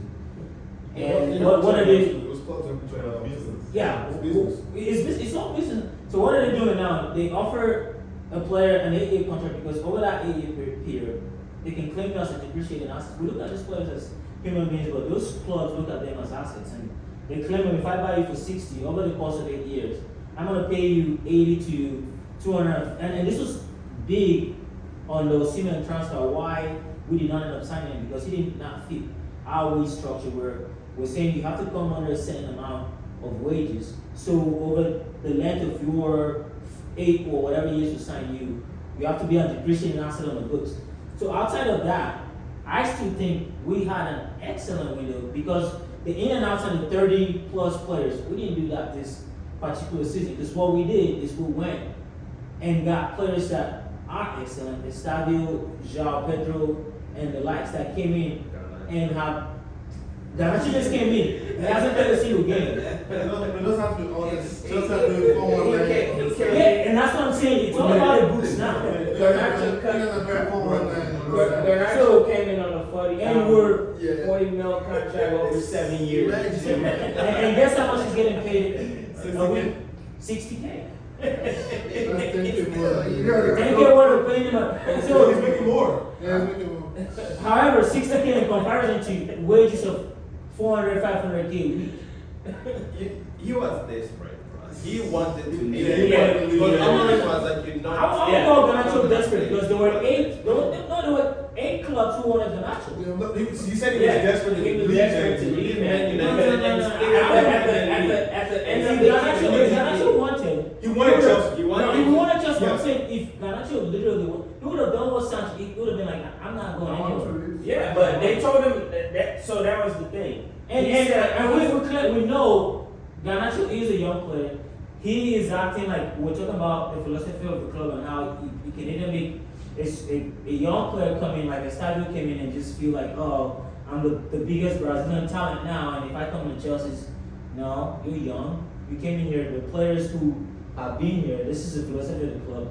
You have to come under that. Or you can go out football, you just go an overhead kick in one game where you feel like I can go dye my hair, like I'm the president now. So Manu could not deal with him. It doesn't necessarily mean he's gonna be that on the Chelsea. More to come, but knowing how we've seen Garnacho, we've seen Sancho after United and come to Chelsea and be able So you're ready for it. I'm saying by precedent, Yeah. we should be Yeah. because there is no player at Chelsea that's coming and saying I'm above the club. That is gonna happen on Maresca. But that's the thing. He can't. He Yes, can't. we don't. I'm always not around like that. He Well, he's can't not come doing in. it. When you have a That's team the with so thing. many good players, That's it's fine for No, that. So I think there's one of those teams like that. That's the thing though. West You Ham, can't say he's not Arsenal, gonna they come don't play. in and do the same thing because he hasn't even been on the team yet. He has to get on the can't field because who- because before Garnacho Right. started doing all this stuff at Man U, he was in that guy. It was when he scored that banger and then now he think he Kobe Bryant. Yeah, but then Manu was not winning anything for anybody to tell him anything. We You were come to though. Chelsea now. We We won a were. club We World were. Cup. It's just like, okay, hold on. You need to win something first. We won Before though. we start yapping. Win what? No. We Garnacho. Well, Garnacho was there. We won Roller League and we I think won it's mainly FA because Cup. of, We like, won. Yeah, we I won. think there's also more competition in Chelsea. That Yeah, knows that he can be bigger than this person because this person is also good. You have to United- prove your worth. United, who was his competition? They sent Rashford. But out. that's Ahmad is a far more better talent. than I would say arguably Ahmad has not even done what Garnacho has done at United. It's true. He can be terrible right now, but Garnacho has done. And I agree with that statement. Ahmad Ahmad still also on doesn't 50%. have an ego. Well, we United So fans, Ahmad was we know what quiet. we're talking Garnacho about. can show Anyway. himself. He's not. Ahmad is good. He hasn't accomplished half of what Garnacho has. Ahmad is also Ahmad quiet. is Chelsea, He hasn't shown the trophy at United. half of Chelsea's players Ahmad are all is- out. They've been owning him. So like, Pedro last Neto. year was Is his Garnacho best. going to be over Pedro Neto? No. If Madueke was still there, Madueke too is like high player. It's like you can't put Garnacho over Madueke in height. So it forces him to do better. Exactly. Or you dyeing your hair like this, standing over. The thing is, it's still yet to be proven. He's good to have objective science at this point. Yeah. Okay, so hey, let's move on. Banter time. Man, you guys believe this man? Ten Hag got fired. Like 2 games into the season. I don't even It's know how he unfair. got a job. He needed to take a year off. Man or got something. fired on his day off. Yeah, like, go sit down somewhere, enjoy that $1 million you gave you, take your wife on vacation. Like, don't even think Yeah, about I soccer. see confidence came from Right. my happiness. Bro, no, That actually was the shit. honestly, I don't think that was cold because you Two can't sell. games. You can't sell all your top players. But that's the thing too, though. They showed all the Yeah, They they showed showed everybody. everybody. Starting to Like Boniface, Frimpong. Shit, they sold the whole squad. Shaka, like they sold They everybody. sold everybody. And then you expect And this guy then to the come coach back. left. So you cannot expect Ten Hag to come. And you know what's funny? I think they went for Xavi, and Xavi rejected He him. rejected him. Yeah. Well, Xavi got a job. The Shaka was already there. Yeah, Shaka was their He coach. moved from there He to. moved from there to So Bayern that's to. Xavi. Oh, yeah. Oh, Xavi. Okay. They did? I didn't know that. That's not a good project to take Yeah, on. yeah. Any His, coach. his agents were very smart. Yeah. Did they want Fabregas as well? Yeah, but Fabregas is doing well. And Bobo. Yeah, exactly. I'm like, I I'm think okay. he's part owner of The Coke. nigga just Yeah. Fabregas is like, the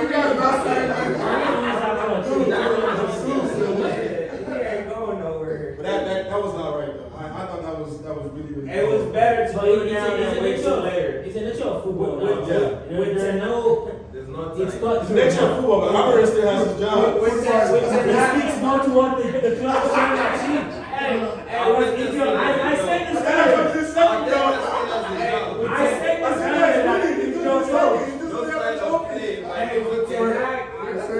I say it again. Thierry said, you have been building for the past 5 seasons. You've not won anything. The Manchester United that we all have been trashing on, they have won. They've been to 5 finals. Yeah. You understand? Hey, So, with what Ten you Hag want though, to the do? more time he gets, So keep the more doing it. terribly a club.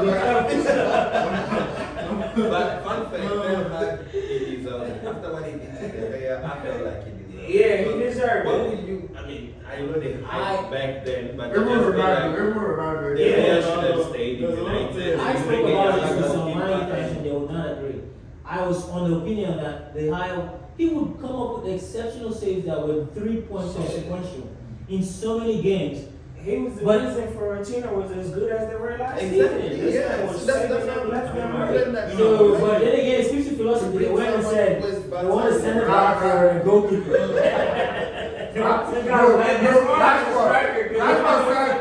They keep saying that we're in the process of building when we haven't even started the process. So when we start the process, then we know. Because the process hasn't started. No, the process is started. It's not. I'm taking what Rashford. So according to Rashford, it has not. Oh. And now they went That's to an example. Antwerp. I don't even know where.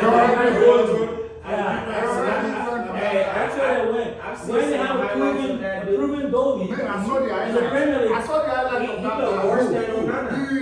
Oh, that goalie? Yeah. Oh my God. And then they had Martinez. Martinez who's a proven Premier League. I mean, still, but he has Premier League experience. Yeah. He knows what it takes. The World Cup winner. That experience comes, especially They for pick goalkeepers. youth. No. One thing you have to understand is. No, I just prefer is that- against 11 than. Ben is the goalkeeper. No, one United thing is is that the they say- pressure team. Once you come in with pressure, everybody's gonna be on your head. It's the media. Yeah, We but buy it from the Antwerp- media. Antwerp- As a goalie, who No, As a goalie. I'll prefer the guy we signed because initially when you look at the way Manchester is right now, we don't need that, somebody Exactly. who believes that he's the Ego. best. Exactly. Oh, I'm saying you guys. He's a very good The Martinez has that ego. But Yeah, it's arrogant. I'm telling you guys. I know it. It's been like. But then with Manchester United right now, we don't need it. But- If he makes one mistake, but- like you said, the media will kill it. So I think that comes with experience. Yeah. Because he's arrogant for. He's a World Cup winner. Let's remember this. Yes. And he has proven Premier League The goal experience. And So when you're looking at that, he's not just arrogant for no reason. He is a good goalie. Let's put that on the table first. And he doesn't need an adaptation period. He knows all the strikers. He knows the tendencies of the Premier League. He knows every single stadium. He's played multiple seasons. I was just gonna say, But- to that. Miami will sign this and then they'll complain 2 seasons ago that it's not the fit. I'll say go back to Man U loses to Grizzly. Really? Let me get that. Let me get this out the way because we don't care about Grimsby. What I was gonna say was, he needs us more than we need him right now. Martinez, because it's a World Cup year. Yeah. He's not playing that Villa right now, and They're gonna Argentina. start him again as soon as it's over with. Nah. They're gonna start him again, bro. Well, Yeah, they only kept him the last Yeah, game because of the out of the transfer. transfer. Yeah. He's their starting goalie. but he needs us, and He doesn't need again, you. Manchester carries a lot of weight. He doesn't need you, But bro. if he needs us, does he need us for just one season or does he need us for like 2 or 3 seasons? Because you're saying now is the World Cup here. Okay, We need to clean house. We need to get rid of all But my then goalies. afterwards, That's the last one. after this season, when he goes to the World Cup, after that, what happens? The ego Yeah, comes he's back and saying then every it's time. a whole clash again. Okay, I let's think move we'll on to just that. start afresh. Let's finish with Man U losing to Grizzly. Let's do William. That was a love. We've been talking about So it was a bad game that we tried to take control of towards the end of the game. On a PK shootout, it's everybody's game at that point. Well, Yes, what- yes, what yes. do you think for- It's still everybody's game. Please say something. The What did you position do? team. No, that's on No, us. this is a deluded Again, Man U fan. again, this Like, Man U second half, can't do anything for wrong. instance, you you watched the game, the second half. We had control of Yeah, I the was. game. I don't So- think that's so- not But good. let me Yeah, say one control thing. of the game. We had like Bro, very if he chances. wasn't, there's No, one because- goal that should have been an by actual goal control, that was ruled out. So by you guys should have control, lost that yeah. game in regulation time.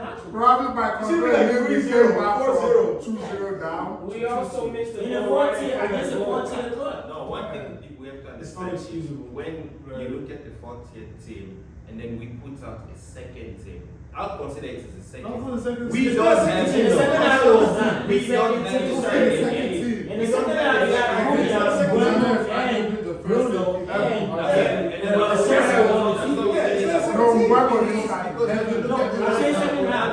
Second half, the whole team was. Basically, the whole team was arguably starting team. It was Fudrisa in midfield. Meno. Again, this is That's the only way. It's not so good. So The only player, this is why we love soccer, right? the only player there was Kevin. It was Kevin Frederick. Yeah. Who started last season? A few games before he got hurt. I So consider made a world He class. started last season and I would- ended I at think Liverpool- 15. who? You said what Heaven is a starter man. No, I think he started a few games last season. That's why we ended up 15. Again, this is why we love the But you know what's game. funny? This happened. Ryan loves that kid. Like he's a good player. He's a good He's a player. good player. But Ryan thinks you should be starting every game like Man U. Heavy. The kid you guys bought from Arsenal. Aiden Heaven? Yeah. He played a good game. It was He his fault. just said that's why you guys are 15. No. So Man U fans are not even on the same page here. Nah. Because he's the second. You can't blame Kevin I'm not for blaming not him. his bad decision making. I'm What not I'm too. saying- I'm not on the ball. Yeah. I'm What not. I'm saying Kevin is he played a fielded good the game. second team. Yeah. That So was not the that's- second team. For me, it is. I mean, for me, based on my It is the analysis, second it's team. Seven players were arguably starters in that team. Who? Kuna started. Sesco But started. the key Ahmed position started. that the key That's- position that you needed You players need with defense. experience. I don't know why we're there. talking about who starts. I don't understand that either. That's what I'm saying. It's a 4-team team that against Yeah, but if Chelsea starts the bench against If you Brentford. start, Yeah. if you And start, that's which we did. Like, we Yeah. played Yeah. Grimsby Yeah. 2 seasons ago. We beat them 7-1. I don't know You why. know- It's a walk in the park. That That's was was going to Grimsby be. from 2 seasons ago. It's not the same players there anymore. Yeah, 14 If team. people say Come on, bro. Grimsby starting number 9 was actually injured for that game. Grimsby didn't even have the So top that strike. that they only actually got like 5 Yeah, they goals. only got slapped in the wall. I know. Even if you start Man U on that 23 as squad We're supposed to win that against game. them, that's It's like a mentality. But The why? mentality and the attitude. Okay, so why do we love the But game? if Heaven is Why saying, do we I love the believe, game? I belong to Games Heaven. like that. Exactly, It's what because you guys- it happens. It happens As to a the best Manchester teams. United fan, I know that It's happened to City the before. second Yeah. team that It's was still fielded, embarrassing, that's not but it's happened to happening. other teams. And he Yeah. even came out to say the players spoke louder because the media was like, you need to play Menu, you need to play Ugarte, So you you have have them a as a loss six. or a draw? But he played the two of them and we were like, what? Thank you. Nothing. But But then see- when Casemiro and Fernandez play, it was Bruno Fernandez played together, although we do get run through, but then there's an experience that helps to manage the game. Yeah. So when you have Ugarte and Menu, it's that And I made this comment, I was like, it feels like the second team and the first team, they train at different facilities. They don't, because you can't tell me that he had a full preseason. A With full the whole preseason, squad. the whole squad. and they did not lose any game. Yeah, Person so that came in late was you can't- Sesco. you can't tell me that then you come into Grimsby, you play your second 11. That's arguably was with part of the Yeah, squad. yeah, first- and you're first saying, 11. Come on. so what was your second team doing in the training So why do you have a second team? That's So when fine. players get injured, they become first team That's players. fine. So you're telling me that if Bruno Not gets first players, hurt, but like first 11. Yeah. And that's why it's trying If to get Bruno- rid of most of the Yeah. players. If- That's why it's trying to get if Bruno gets hurt now, you're saying you does basically Done. done. That's why I don't That's what you guys are saying listen pretty to much. people that says, oh, because of this player is injured, so we played badly. Like this is a team of maybe 23 registered 30 players or players. something. Come on, you have to deal with it. If you're wearing that jersey, It's you have to right? do your best. Get hurt. I don't think you can pull up the team that they call it second team, but arguably 7 of those players are starting players. We know that. And No, those are the second Again, team. Which is true. Hey, to sum it up, it was a bad game. The The players players That's a better argument. It doesn't It was a bad game. Only comes to So, preseason. But the only thing I would say team, let's make sure we keep the same energy. Oh, for sure, And for not, sure. you know, Man U, try to make it Man U like, is you the know, prize. Yeah. Remember that. Man U is the prize. For sure. 15th prize in this. With that being said, we're coming to a conclusion of our first episode at 11 aside. Thank you guys for being with us. Thank you for watching. We hope to have more content coming in the near future. So no games coming up next weekend, but we're gonna dive into the international week. Thank you for watching. See you. Peace out. Oh boy. Yeah, this is gonna be interesting. It's gonna be